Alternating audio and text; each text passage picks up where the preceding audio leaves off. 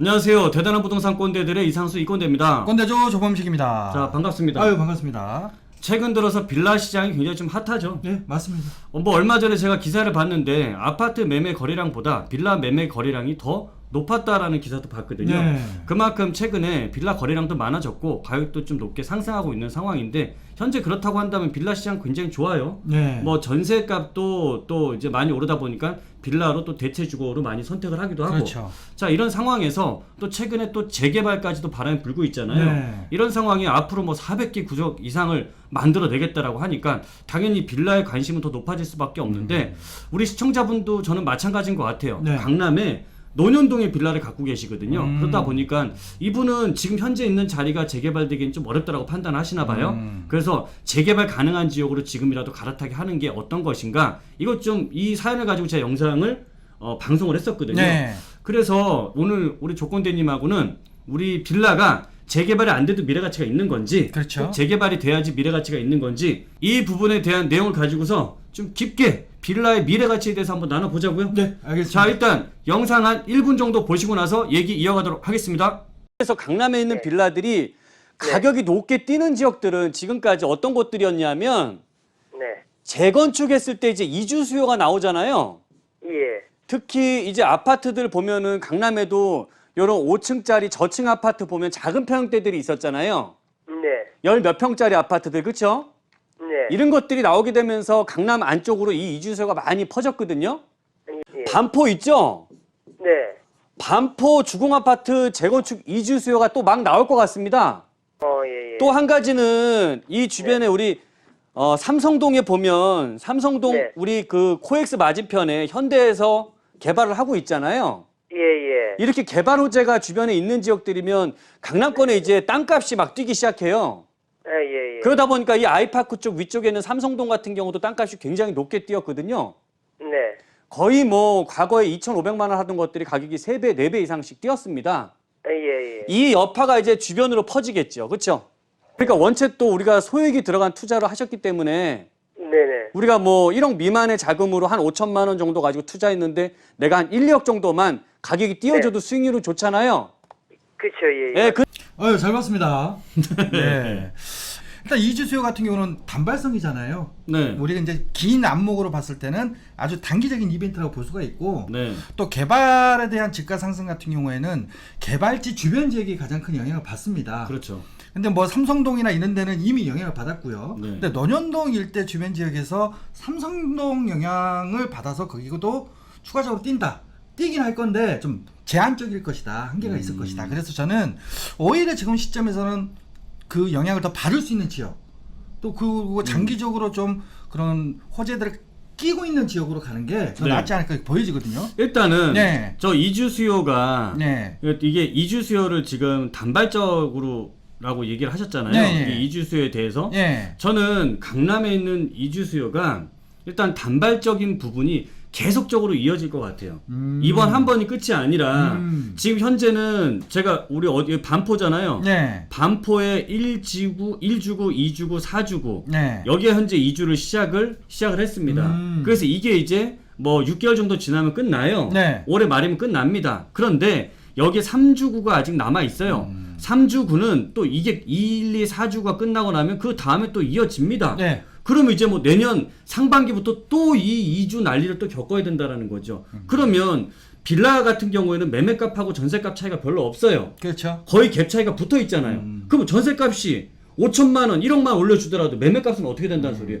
그냥 어쩔 수 없이 밀려 올라간다는 소리거든요. 네. 자, 그런데 여기서가 또 끝이 아니죠. 지금 현재 이 아래쪽으로 방배 13구역이라고 해서 네. 여기 재개발, 여기 재건축 구역이죠. 네. 여기 재건축 구역은 특징이 뭐가 있냐면 빌라하고 단독 다가구 주택들이 혼재돼 있어요. 네. 여기는 아파트가 아니에요. 비아파트예요.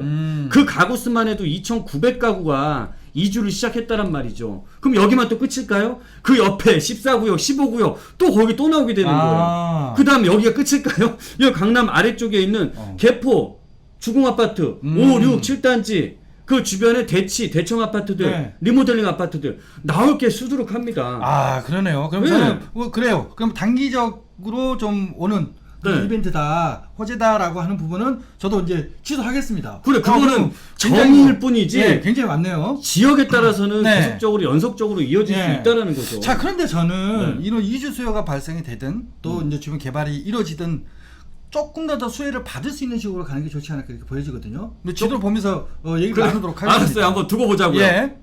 자, 그러면 어디를 알려주실 겁니까? 아, 저는 네. 서울역입니다. 서울역이요? 예. 오. 일단 아까 말씀하셨던 네. 첫 번째 논현동 같은 경우도 이주 수요를 말씀하셨잖아요. 네. 여기도 당연히 이주 수요가 나오는 지역입니다. 아, 뭐 1번 해서 뭐 딱딱 뭐 기억하신 겁니까? 아니요. 이분 철저한 사람이네. 방금 전에 봤는데 이걸 모르면 되겠습니까? 아, 그래, 알았어요.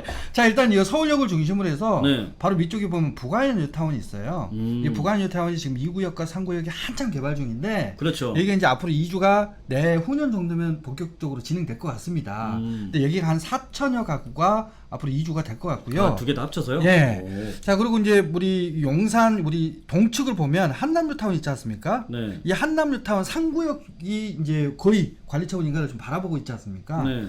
여기도 이제 2주가 되면 한 5천여 가구가 2주가 될 것으로 지금 앞으로 내후년 정도면은 2주가 됩니다. 이건 그건 난 모를 것 같아. 더 네. 걸릴 수도 있어요. 더 걸릴 수도 있겠죠. 네. 아유, 지금 이게 몇 년 차입니까? 그래요. 그러면 거의 한 2, 3년 안에 18년 걸렸어요. 네. 지금까지 오는데. 그러면 이제 열매를 딸 때가 됐죠. 예.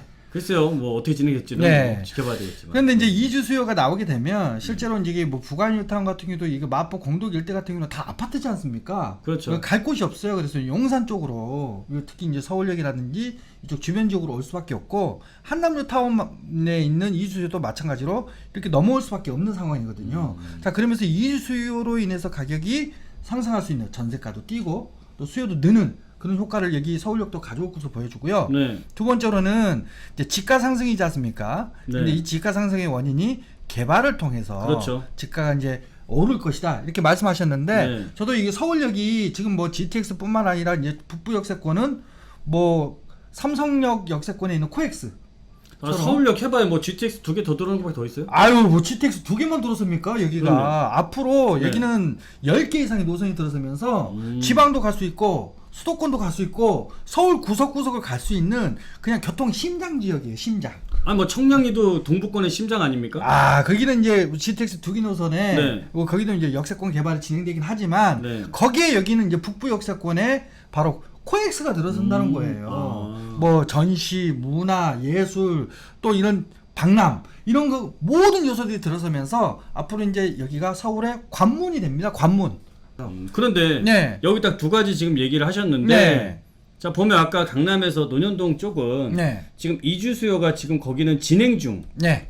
여기는 예정이고, 그죠? 그렇죠. 예정이죠? 네. 그 다음에 지가 지금 개발이죠? 네. 삼성동은 지금 현재 진행 중이죠? 네. 그러면 지금 이쪽 강남 쪽이 오히려 더 확실한 거고, 여긴 전부 다 예정 아닙니까, 사실? 아니, 좀 서울역 같은 경우는 지금 네. 예정이 아니에요. 확정됐습니다. GTX 같은 경우도 A노선은 이미 착공이 들어갔고요. 그렇죠. 북부 역세권 같은 경우도 이미 착공 계획이 나왔어요. 그럼 이제 진행 중이라고 봐야 되는 지역이고요. 네. 근데 여기에 저는 왜 서울역을 선택을 했느냐?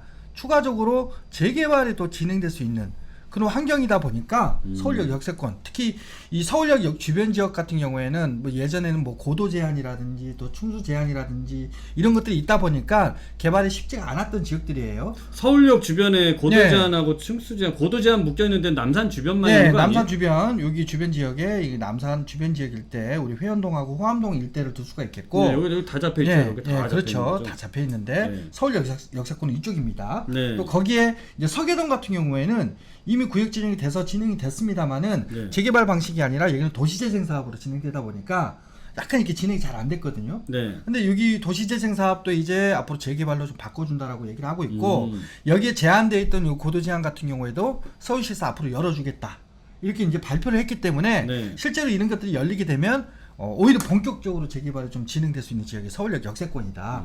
그 기대감을 보더라도 좋다. 여기 가능성이네요. 그렇죠. 근데 이제 논현동은 이런 재개발에 대한 가능성 조사도 좀 없지 않습니까? 아, 왜 없어요? 왜 뭐 있습니까? 아니, 이분이 지금 무슨 네. 소리 하시는 거예요? 네. 서울시장님이 네. 소규모 정비사업 많이 한다 그럽니까? 안 한다 그럽니까? 많이 한다고 그러셨죠. 자, 국토교통부에서 많이 한다고 합니까? 안 한다고 합니까? 한다고 그러셨죠. LH공사에서도 뭐라고 하죠? 한다고 하죠? 예. 지금 자, 우리 조보식 건대님도 아실 거예요. 지금 서울에 가류택 정비사업 구역이 102개가 진행 중인 거 아시죠? 네. 102개 적을 거야. 102개. 네. 이 중에서 강남 4구가 차지하고 있는 비율이 몇 프로인지 아세요? 가류택 정비사업 비율이 한 50% 정도 됩니까? 40%. 자, 50% 얘기할 정도로 네. 이미 강남 쪽이나 강남 4구 쪽에 가로택 정비사업 많은 거 알잖아요. 근데 재개발 가능성이 없다고 얘기하면 안 되죠.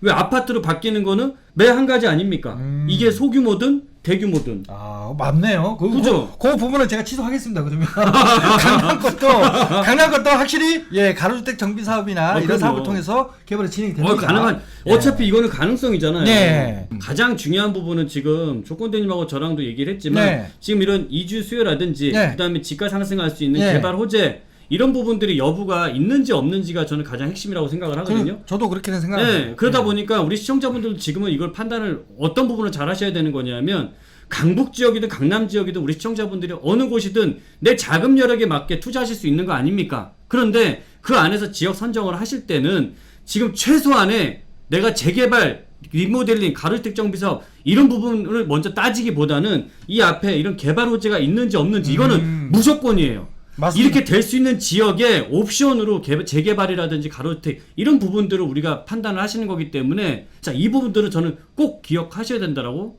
좀 말씀을 드리고 싶어요. 네, 그러면 지금 현재 시점에서 네. 다세대 주택 시장이 워낙 좋다 보니까 우리가 이제 재개발 여부를 따져서 접근하기보다는 확실하게 이렇게 호재가 있는 지역들을 먼저 보시고 들어가는 게 좋다는 게 결론입니까? 아니요? 그럼요. 재개발 요것도 다 이 재개발 빼놓으면 예. 안 꼽는 찐빵이지. 아, 무슨 얘기합니까? 여기 서울역 개발에 우리 교통 호재 여기도 뭐 삼성동 못지않은 지역이에요. 맞아요. 예. 저도 이쪽 서울역 주변이 네. 굉장히 노후도라든지 이 낙후가 굉장히 많이 돼 있잖아요. 네. 이러다 보니까 바뀔 수 있는 게 굉장히 많다라는 거 저도 알고 있습니다. 다만 오늘 서울역이나 이렇게 요 지역들을 우리 조건대님도 말씀을 해드린 이유가 우리 시청자분들이 꼭 지역을 선별하실 때 호재 있는 지역을 반드시 우선적으로 선택을 한 다음에 그 다음에 재개발이든 가로주택이든 선택을 하시라라는 메시지를 저희가 꼭 좀 전달해 드리고 싶어서 이렇게 준비를 해봤습니다.